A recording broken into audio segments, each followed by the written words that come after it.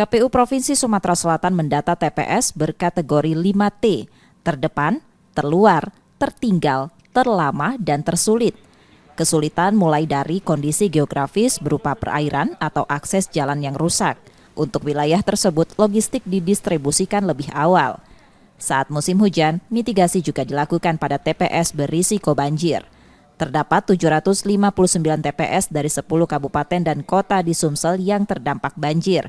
Paling banyak di Musirawas Utara dan Musirawas. Mengantisipasi hal itu, KPU merelokasi TPS ke tempat yang lebih aman. Jadi begini, untuk pemetaan TPS-TPS yang rawan itu, pertama kami akan bekerja sama dengan seluruh mitra kerja kami ya, dengan Bawaslu, pemerintah, TNI, Polri, untuk memastikan semua logistik itu bisa sampai ke tempat-tempat rawan. Yang kedua, kalau memang akan ada relokasi warga yang terkena dampak curah hujan tinggi ini, maka kami juga akan relokasi TPS-nya.